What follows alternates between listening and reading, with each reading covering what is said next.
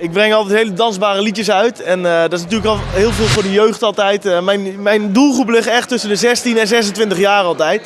Maar ik vind wel, je kan niet alleen maar eigen liedjes blijven zingen en alleen maar die dansbare liedjes. Op een gegeven moment moet je toch een ballad gaan uitbrengen. En dat hebben we nu gedaan met het liedje Hou van mij. En er wordt voor mij heel positief op gereageerd. Het is natuurlijk iets heel anders, een serieus liedje. Maar ze reageerden goed op voor mij.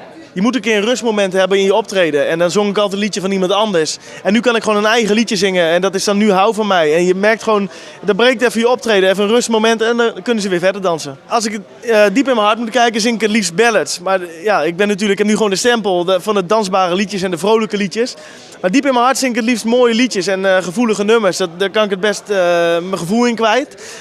En ik ben wel heel blij dat ik dat nu kan laten horen in dat nieuwe liedje Hou van mij dan. Het is 3 jaar geleden is het al geschreven door Lise Bourret, mijn zanglerares.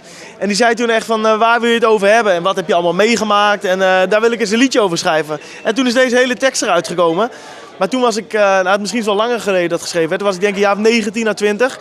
En toen zei ik van ja, misschien ben ik nog te jong om zulke teksten te zingen. Ik sta net in het leven en misschien ben ik nog te jong. Maar ja, ik ben nu 25 vandaag geworden. Dus nu kan Gefeliciteerd. Dankjewel, dankjewel. Dus nu kan ik dit soort liedjes denk ik wel zingen.